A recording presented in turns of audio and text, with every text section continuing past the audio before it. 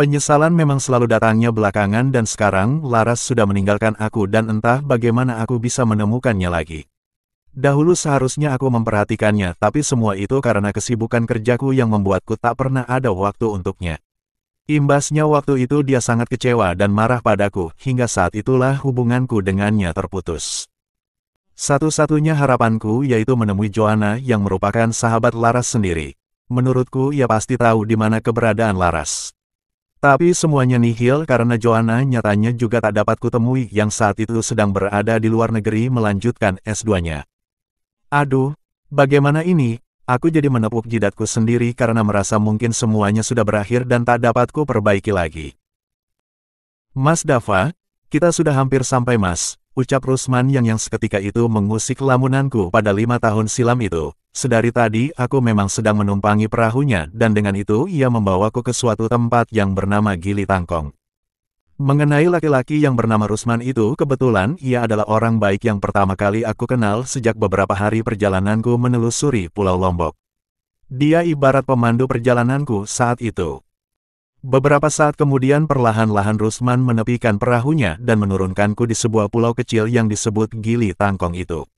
Pemandangannya tiada bedanya dengan apa yang kulihat ketika browsing di internet.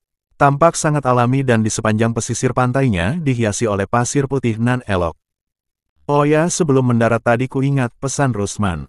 Katanya setiap hari ia memang selalu mendarat di sana untuk mengantar para pelancong baik lokal maupun mancanegara.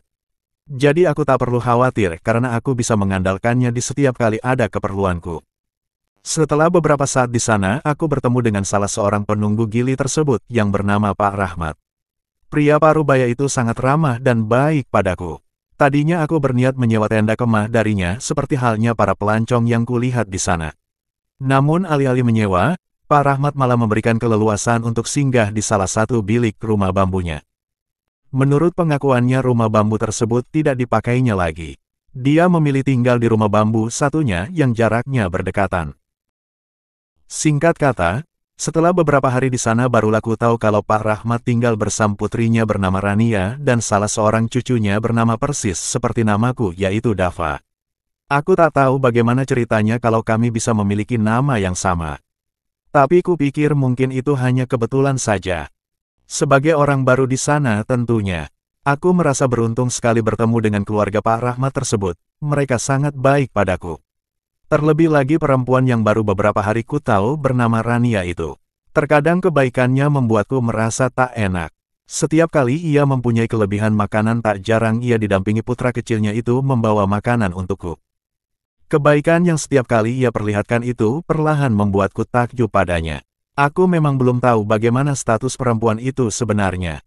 Tapi menurut feelingku saat itu sepertinya Rania adalah seorang janda muda. Bagiku kalaupun benar Rania adalah janda muda tak ada salahnya jika aku menyukainya. Toh dia juga memiliki raut wajah yang cantik dan baik hati lagi. Namun masalahnya adalah aku belum punya waktu yang tepat untuk dapat berbicara dengannya. Kebetulan saja suatu sore itu kulihat ia sedang berada di bibir pantai menemani putranya bermain layang-layang.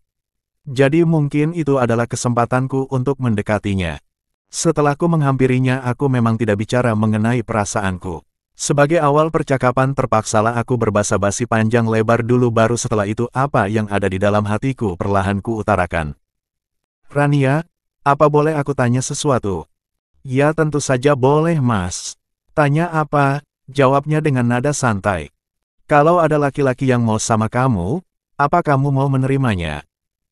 Rania tersenyum sebelum menjawab pertanyaanku itu. Ya, kalau yang itu tidak mungkin Mas. Kenapa? Tanyaku heran. Ya, karena saya adalah perempuan yang masih bersuami, paparnya yang membuatku tersentak dalam hati dan menggigit bibirku. Saya minta maaf kalau pertanyaan saya tadi mungkin sedikit lancang. Tidak apa-apa kok Mas Dava, santai aja. Mas Dava kan tidak tahu.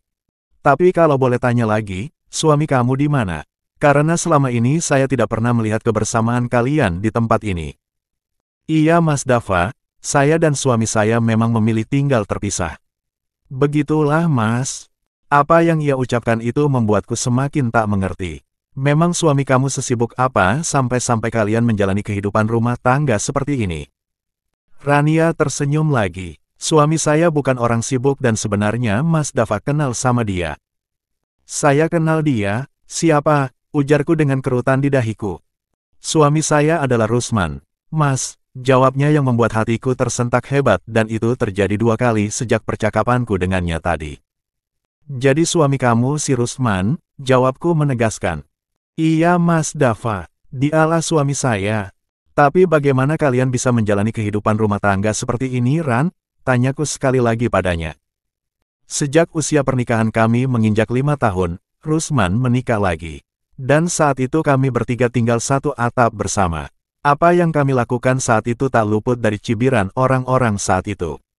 Tapi saya menanggapinya biasa-biasa saja karena saya ikhlas menjalankannya. Bagaimanapun juga Rusman adalah suami saya dan saya menganggap kebahagiaannya adalah kebahagiaan saya juga. Suatu hari ayah saya tiba-tiba datang dan sepertinya ia sudah termakan oleh perkataan orang. Ayah menganggap apa yang saya lakukan itu adalah kebodohan dan memalukan. Singkatnya waktu itu dia memaksa saya untuk kembali pulang. Setahun kemudian istri muda Rusman melahirkan. Namun 3 bulan setelah itu entah apa yang terjadi istri mudanya mengalami stroke. Terang saja keadaan itu membuat Rusman bersedih hati dan bingung karena ia tidak bisa merawat bayinya yang masih sangat kecil. Dan beberapa hari setelah itu ia datang ke sini menemui saya sambil membawa bayinya tersebut. Dia meminta saya kemudian untuk merawat bayinya tersebut di tempat ini. Dan bayi itu sekarang sudah besar dan dia adalah Dafa, ucapnya di akhir cerita. Sungguh apa yang diceritakannya itu membuatku heran sekaligus takjub padanya. Bagiku hatinya begitu mulia karena sekalipun ia disakiti tapi ia menerimanya dengan lapang dada dan malah membalasnya dengan kebaikannya. Tapi aku tidak habis pikir kenapa si Rusman itu begitu tega menyakiti perasaan Rania yang begitu baik dan cinta padanya. Tidakkah ia melihat segala pengorbanan Rania kepadanya yang sangat besar itu? Aku tahu kalau itu sebenarnya bukanlah urusanku tapi rasanya tak rela melihat Rania diperlakukan seperti ini. Ini sungguh tak adil untuknya. Aku harus temui Rusman. Setauku setiap pagi Rusman memang selalu datang ke tempat ini untuk mengantar tamu. Keesokan harinya aku pun sengaja menunggu kedatangannya itu. Tepat setelah sekian menit berlalu kulihat ia sedang menepikan perahunya dan sekalian itu menurunkan para pelancong itu ke darat. Dengan perasaan yang sedikit kesal bergegaslah aku ke sana untuk menghampirinya. Begitu mendekat ke arahnya Rusman melirik ke arahku dan terlebih dahulu menyapaku. Mas Dafa gimana kabar mas? Ucapnya ramah. Aku tak merespon ucapannya namun bergeming beberapa detik baru setelah itu ku berkata. Ada sesuatu yang ingin saya bicarakan sama kamu. Mendengar ucapanku Rusman menatapku dengan tatapan bertanya. Mau bicara apa ya Mas Dafa? Rusman, saya baru tahu kalau Rania adalah istrimu. Iya Mas Dafa, Rania memang istri saya. Lalu kenapa ya Mas? Rusman, saya sebenarnya bukan mau mencampuri urusan rumah tangga kalian. Hanya saja saya tidak habis pikir kenapa kamu begitu tega menyakiti perasaan Rania yang sangat baik dan mencintai kamu. Tega sekali kamu mengabaikan pengorbanannya hanya demi perempuan lain. Itu tidak benar Mas Dafa. Dan Mas Dafa harus tahu kalau saya tidak pernah bermaksud untuk mengkhianatinya. Karena saya sangat mencintai Rania, dan itu bahkan melebihi dari cinta saya terhadap diri saya sendiri. Lalu kenapa kamu melakukan itu Rusman? Dulu selama pernikahan saya dengan Rania, kami memang belum mempunyai keturunan. Tapi sedikit pun tak ada niat saya untuk menikah lagi karena saya sangat mencintainya. Sampai suatu hari ada kejadian di mana Rania menyelamatkan seorang perempuan yang nekat ingin bunuh diri di pantai. Keadaan perempuan itu sangat terpuruk dan Rania merasa sangat kasihan padanya. Berkat dorongan dari Rania yang kuat perempuan itu berhasil bangkit dari keterpurukannya. Singkatnya saat itu mereka menjadi sahabat baik. Mengingat kami yang belum juga dikaruniai keturunan, Rania kemudian memaksa saya untuk menikahi sahabatnya itu. Semula saya memang sempat menolak permintaannya itu.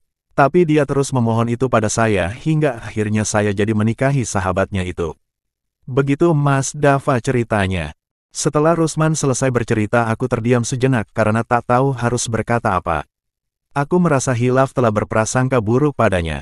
Tapi untung saja dia tidak tersinggung sehingga waktu itu ia memaklumi segala perkataanku dan menerima kata maafku. 2 hari setelah itu aku tidak pernah melihat si bocah kecil Dafa. Biasanya anak itu selalu datang ke tempatku untuk sekedar mengajakku bermain di pantai. Bukan itu saja, Rania juga tidak pernah kulihat. Daripada penasaran langsung saja aku tanya kepada kakeknya yaitu Pak Rahmat. Beliau mengatakan memang sejak 2 hari sebelumnya Rania membawa si Dava kecil menyeberang ke kampung sebelah. Pak Rahmat juga menambahkan bahwa tujuan Rania ke sana untuk menengok madunya yang sedang sakit parah. Aduh, Rania, lagi-lagi aku harus mengatakan bahwa betapa mulia hatinya. Jelas-jelas ia sudah diduakan dengan perempuan itu. Tapi ia tidak pernah menaruh rasa sakit hati ataupun cemburu. Tapi malah sebaliknya ia justru berbesar hati dan menunjukkan kepeduliannya terhadap perempuan itu. Selanjutnya aku terpaksa kembali ke rumah bambu yang kutempati itu. Di sana aku termenung sejenak dan sekedar iseng kusambilkan dengan mengotak-atik ponsel genggamku. Tak tahu kenapa terlintas saja di pikiranku untuk membuka emailku yang memang sudah lama belum kucek sama sekali. Mataku sedikit melebar karena di saat ku membukanya kulihat ada pemberitahuan pesan masuk dari kotak emailku tersebut. Kuperhatikan di sana tertulis nama pengirimnya yaitu Joanna. Aku jadi ingat sebelumnya aku memang pernah mengirim pesan kepadanya untuk menanyakan keberadaan Laras. Semoga saja ini ada kaitannya dengan itu dan dengan perasaan deg-degan aku membuka email itu yang bertuliskan. Dear Dava, aku minta maaf jika sekiranya aku membalas emailmu ini begitu terlambat. Oh ya, mengenai Rania yang kamu tanyakan. Aku juga sebenarnya tidak tahu di mana persis keberadaannya sekarang. Tapi sebelum aku kehilangan kontak dengannya, ia memang dulu sempat meneleponku dan mengabariku bahwa dirinya sedang dilanda masalah. Dan saat itu dia mengatakan bahwa dirinya tengah berada di Lombok untuk menenangkan pikirannya. Dan kalau tidak salah nama tempat yang ia kunjungi itu namanya Gili Kedis. Cobalah kamu cari dia di sana dan semoga saja kamu dapat berjumpa dengannya. Dariku Joanna. Seusai membaca email itu bukan main senangnya perasaanku karena aku tidak menyangka kalau ternyata Laras juga berada di Pulau Lombok ini. Terlebih lagi Laras katanya ada di Gili Kedis yang mana tempat itu sangat dekat dengan Gili Tangkong. Mumpung masih pagi langsung saja aku bergegas menuju bibir pantai untuk mencari Rusman. Dialah yang bisa kuandalkan untuk dapat membawaku ke sana. Syukurlah, belum seberapa lamanya kuedarkan pandanganku. Di sana kulihat Rusman seperti baru saja selesai mengantar para pelancong di sana dan detik itu ia nampak sedang berjalan untuk kembali melabuhkan perahunya. Rusman, ucapku sembari berlari kecil ke arahnya namun ucapanku tidak didengar olehnya. Ia tetap berjalan dan sekilas ia nampak seperti melangkah terburu-buru. Rusman tunggu, ucapku sekali lagi baru kemudian ia mendengarnya lalu menghentikan lajunya. Setelah berada di hadapannya aku langsung berujar dengan nafas sedikit tersengal. Rusman, kamu bisa bawa saya tidak ke Gili Kedis sekarang? Maaf Mas Dava, kali ini saya tidak bisa bantu Mas untuk ke sana karena saya harus buru-buru pulang Mas. Balasnya dengan raut gelisah tak menentu. Kamu kenapa ya Rusman? Ada masalah? Selidikku bertanya.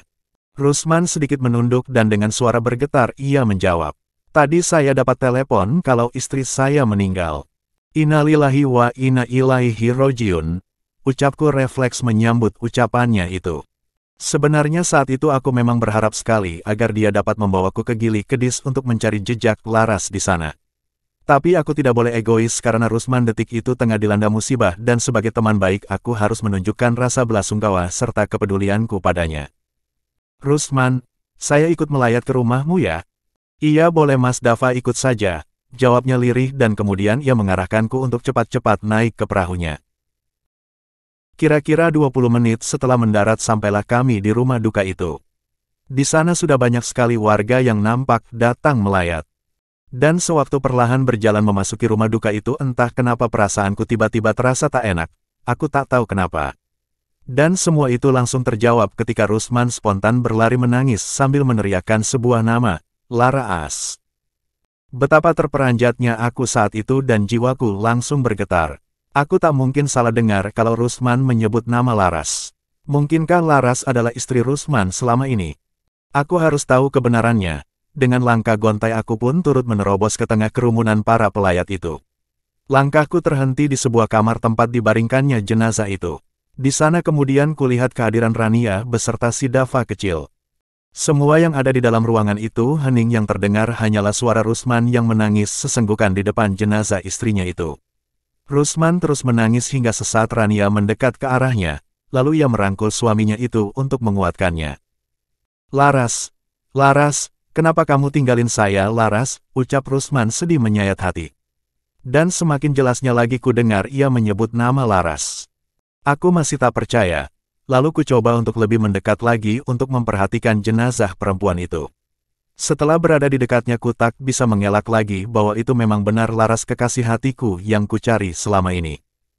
Betapa hancur dan menjeritnya perasaanku saat itu yang mana tak satu pun di dalam ruangan itu mengetahuinya. Rasanya aku ingin berteriak sekencang-kencangnya dan menumpahkan air mataku di tempat itu. Namun kupikir semuanya tak boleh kulakukan karena aku harus menjaga bagaimana perasaan Rusman dan Rania nantinya. Mereka berdua adalah orang yang sangat baik dan aku tak mau mereka mengetahui cerita masa laluku itu. Sejenak aku berlalu keluar dari ruangan itu lalu berjalan ke sebuah tempat yang sepi untuk menyendiri. Di sana akhirnya kutumpahkan air mataku yang sudah terbendung lama sejak tadi. Masih sulit rasanya untuk kupercaya kalau kekasih hati yang sudah lama kucari-cari ternyata selama ini telah menjadi istri sahabatku sendiri. Dan yang membuatku tambah pedih, aku mengetahui itu justru setelah dirinya tiada.